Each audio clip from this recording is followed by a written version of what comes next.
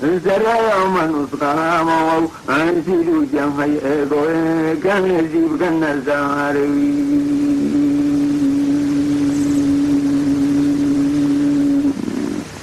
بسم الله الرحمن الرحيم السلام عليكم ورحمة الله وبركاته ما أنتوا أفريل لاتنكي تشون لو كن كوبي لاتنكا وحن شغنا مقالة هرقيسة لو معلومات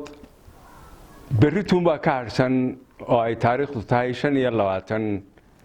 كوبي لحدن جورة دي كسو ورقتي maalintii calan Soomaaliyeed xora laga taagay ciid Soomaaliyeed xora 26 Juun 1960 iyadoo maalintu ay mudnaanta leedahay ayaa bishan 22keedii oo maalin salaasa ahayd anigoo hor taagan xarunta daabacaad ee Color Zone oo ay ku taalo xarunta isla markaana ay ku taalo xarunta jaamacadda Golis ayaan alaab la ii farsameynayay sugayay dabeedna hablo dhalinyaro ah oo meel aan iga fogeyn jooga ayaa murmayay waxay ka murmayeen 26 Juun iyo 18 May midmado badan baa kaga jiray labada maalmood dabeedna inaan baan u diroon ku hablaha igu yeero waan la hadlo xoogaa baan u yar iftiimiyay aqoontaydan gaaban intii ay ahayd dabeedna markii aan dhaqaaqay ayaan soo kulay deyn badan oo kalena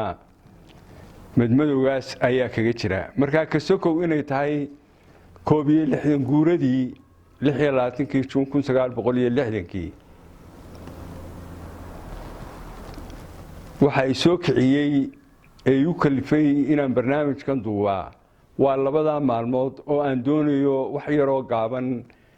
inaan ka idhaahdo oo aan ka tuujiyo xusuus gabaabsi oo sii gaboobaysa oo aan labadaba u soo joogay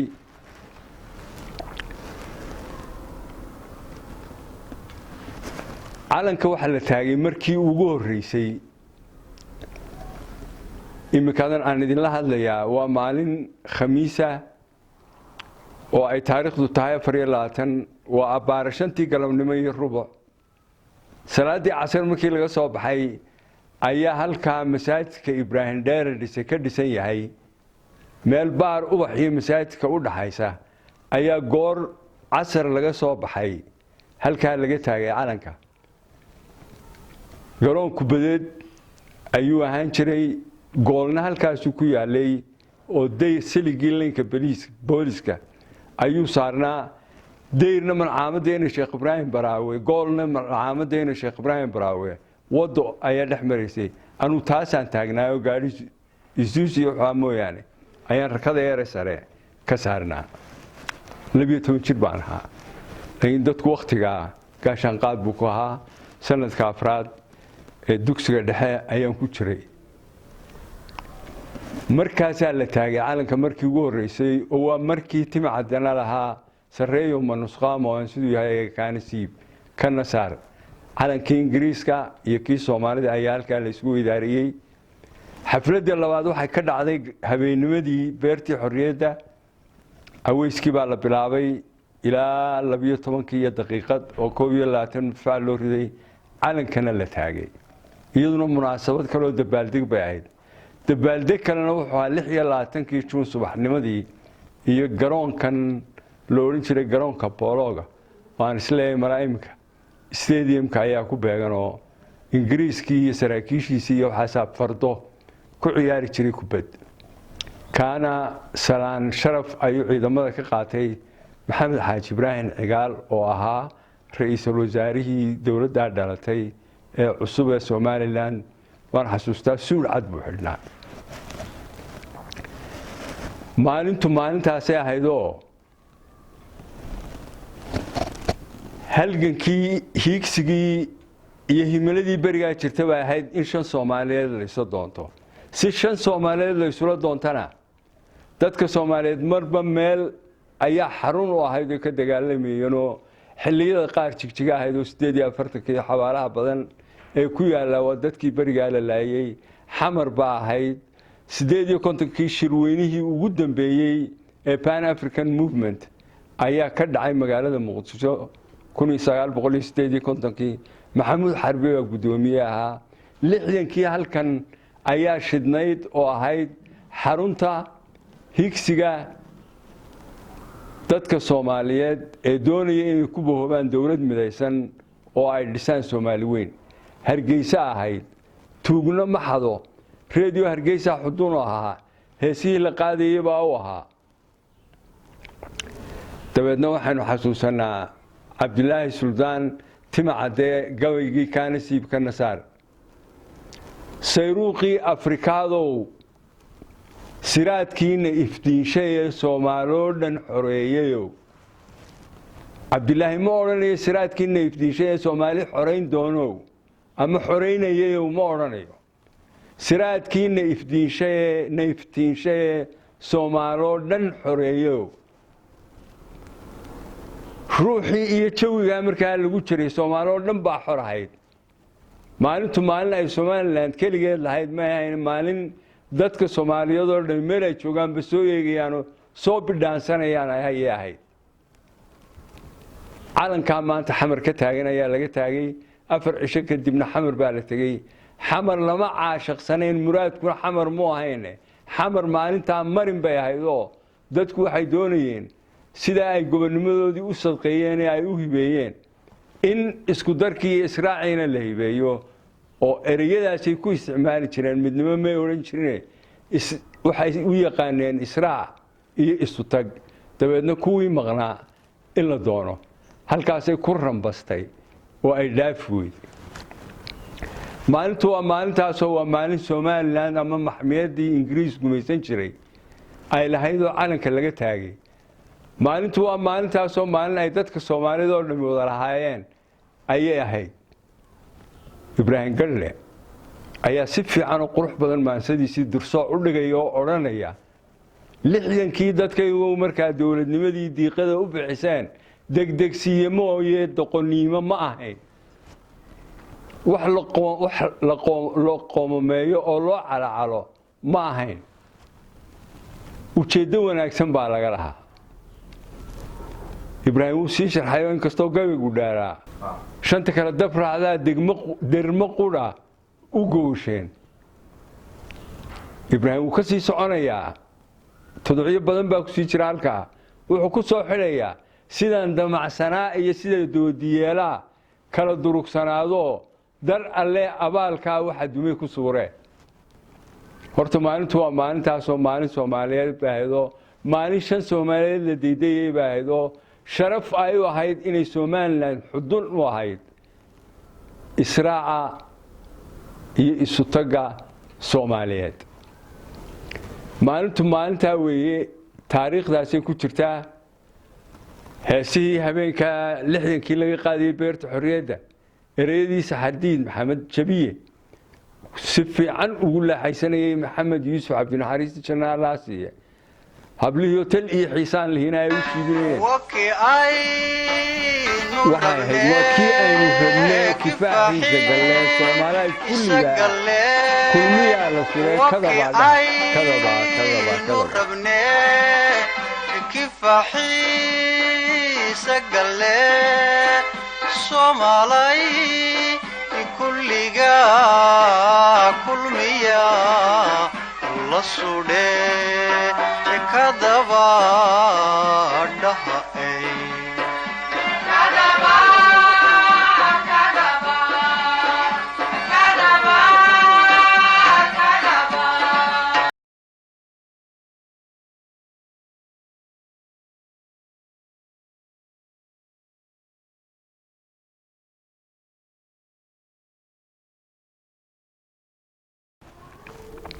maalintu waa maalintaasoo taariikhdaasay leedahay oo bogga taariikhda ee maguuraanka ee dahabiga ayay ku jirtaa oo maaha maalin qofku intuu tunka ku qaato uu sito kolba halku doono uu geyn karo maalintu waa maalinta waa maalin Israaciil istok Soomaaliyeed waa maalin xornimadii goboladii Ingiriis gumaysanayay ee Somaliland protectorate la oran jiray Soomaali waxbay ku lahayd Somaliland baa lahayd cid aliyaana cid firi karta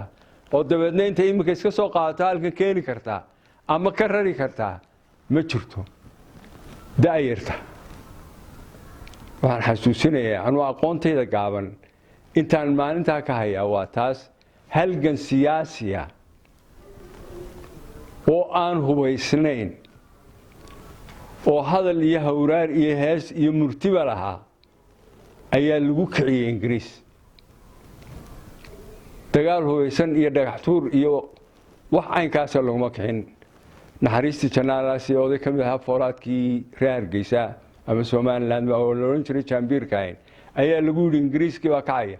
markaasuu waa ruux hadaan moodayno inuu qayladayna xirsi cabanay iyo xiid ka cararayo bari horaan shiidi lahayn. faadmo xirsi cabanay iyo xiid iyo waxay dadkii khayriyada dadka guubaabada sugaanta ah ku kicin jiray ee had iyo goor la taagnaa. halgankaas lagu kiciyo sidaas ku tagay. 1 July 1960 labadii gobol ee Talyaaniga iyo Ingiriisku kala gumaysanayay ayaa isu tagay. jamhuuriyadda Soomaaliyeed bay sameeyeen, Somali Republic al-Jamhuuriyadda Soomaaliya ayay sameeyeen. wixii ka dhacay baa ka dhacay 9 sanadood oo maamul madani ah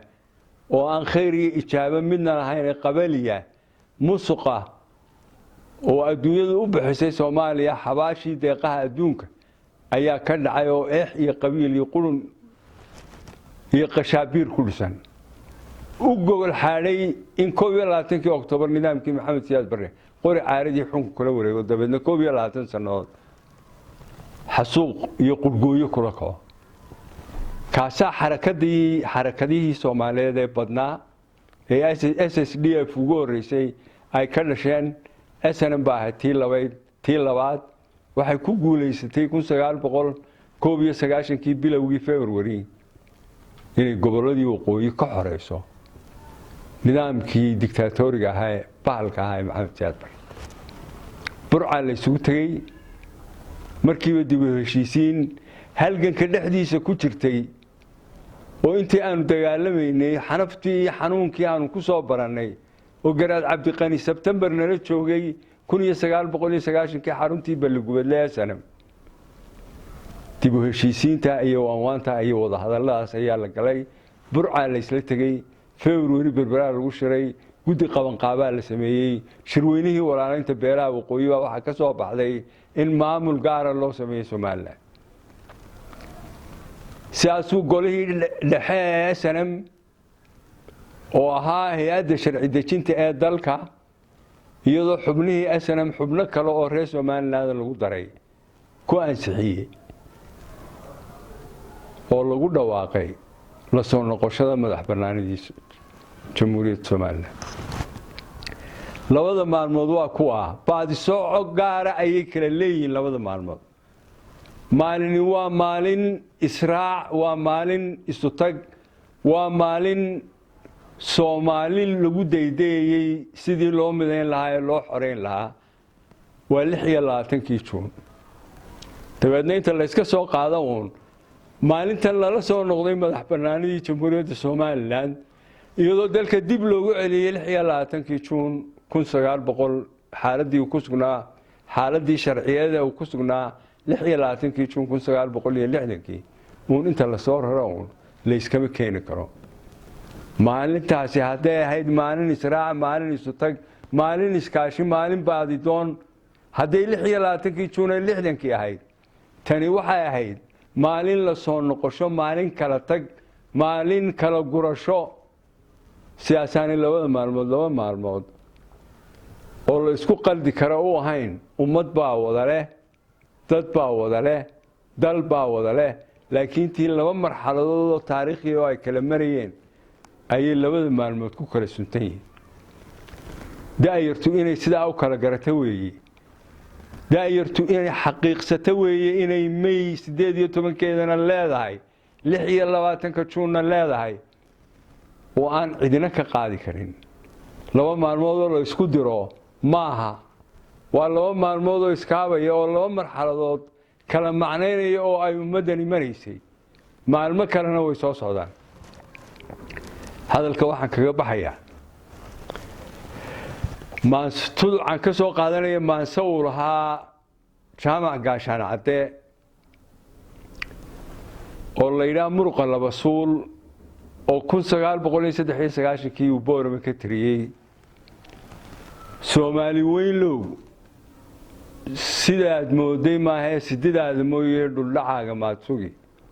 madaxii sursuur galay waa halgankii hubaysnayd buu xoreynta qaran raggii samata bixiyey eebba guusha siiyiyo inta siirku nool yahay 30 jirku ugu weyn yahay dhalashada silsiladda tiro 290 iyo weliba siiyaal inay marinka seegto surku madaxa dhaafo mar labaad ku sidigtaan sacab timale weeye hawsaama jiidina sidaasay dhallinyarada iyo da'da reer Somaliland ku ilaashanayaan waan bogaadinayaa shacbiga Soomaaliyeed meel kastoo joogaan 26 Juun iyo ruuxii iyo spiritkii maalinta ku jiray meel walba looga dabaaldegay ayaan ku bogaadinayaa si gaar ah waxaan u bogaadinayaa shacbiga Somaliland intaasoo guulood baynu soo suntanay tiino ugu dambeysay doorashadaas ay ahayd dekada la furayay la balaariyay bay ahayd doorashadiina may dhamaanin waxay ku dhamaanaysaa maalinta xafiisyadii ay dadku soo doorteen ay awoodooda u soo dhiibeen ay fadhiistaan ay iyaguna xilkooda gutaan markaynu leenahay doorasha dhacday wax kale maaha dad 100 kuna ama 50 kuna ama 60 kuna